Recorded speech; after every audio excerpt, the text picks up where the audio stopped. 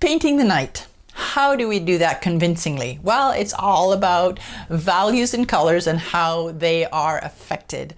Hi, I'm Gail Sibley, and in this video, I'm going to take you through painting a scene at night in Venice. At night, we no longer have these huge light sources, namely the sun and the sky, both of which illuminate the landscape.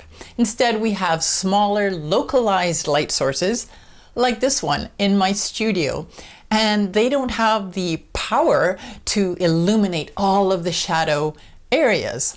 Now, I mentioned that painting the night is about values and color. So let's talk about value. If we think of the full spectrum of value from dark to light, there's also middle values. But when we come to painting the night, we basically use the darks and the lights and very little middle value. And color, when we think of the light and how much color is actually illuminated or revealed by that light, you can even see it right now, there's very little. You know, most of what we see is kind of a duller color, duller, less saturated, less intense, more boring. I shouldn't say that, not more boring, but without that beautiful, really colorful saturation. The place that we do see it is where it's been illuminated by the light. So the color that we see is very small compared to, say, a daytime scene. And also consider the color of the light itself. We might have a fluorescent light, which gives a very cool light to everything, or an incandescent bulb, which gives a very warm glow to everything. So all of those things come into play. It's that contrast between the dull, dark areas and these bright white lights, and then these little snaps of color that will make your painting convincing as a night scene. For this demo, I'm going to be using Unison's starter kit of 36 pastels, and I'm going to be working on Pastel Premier paper. So let us go and have a look.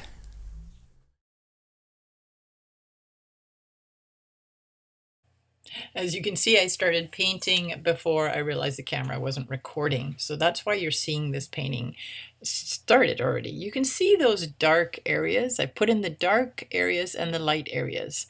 So as always, I'm thinking about three main values. And usually I grab three colors to represent those three values and put those down first. So you can see that I've taken the dark that I have, which is almost a black, and I put that down, and then a yellow for the lights. Now in the middle values, I changed things up a little bit. I used a number of colors rather than just one color. And the reason for that is that I could see colors as I'm looking at my photographic reference. I can see these colors there, and I wanted to make sure that I kind of incorporated that, knowing that I can always tone down the color. And like I said at the beginning, you don't see a lot of color in night scenes except those areas or those objects or subjects that are illuminated by light. Everything else is kind of a duller and less saturated color. And that's true, of course, here. The other thing is with the darks, I have put in reds and blues, as well as that almost black color. In the set, there are very limited dark colors, so I'm using what I have and layering. So if I put in red, then I can go over with the dark black to dull it and also to darken it.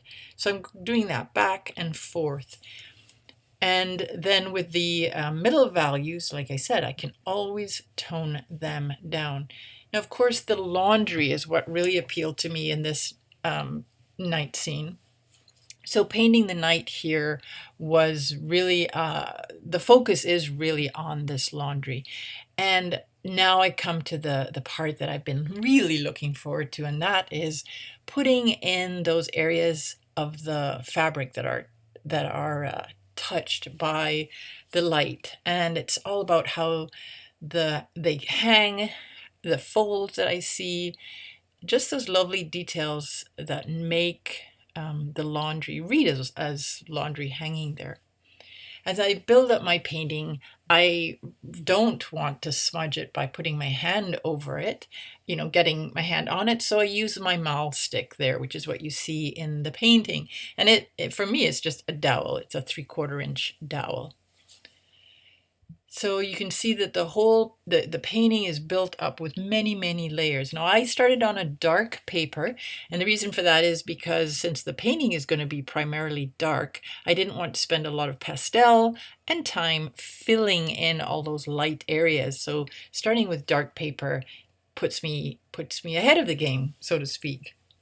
And as always, I'm working with a limited palette and working with the limited set. So it was a really interesting challenge to do this painting the night scene.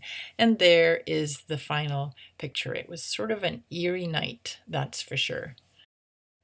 And there are the 12 unison color pastels that I used. Well, that's me done painting the night. Can you see how those duller, darker, less saturated colors really help support those little areas of light, and particularly those small areas of color? If you put too much color in, you're just not going to have a convincing night scene. Now, I would love to hear from you, so do leave me a comment below. And if you are watching this on YouTube, please head on over to howtopastel.com, where you will find much more information on this topic of painting the night. Now, if you found this video helpful, I hope you'll like it and share it, and please subscribe to the channel and click that little bell so ding ding, you will be notified as soon as I upload a new video. In the meantime, keep painting and let your heart and soul sing. You have a unique vision, so paint it and then share it with the world. Thank you so much for watching, and I'll catch you next time.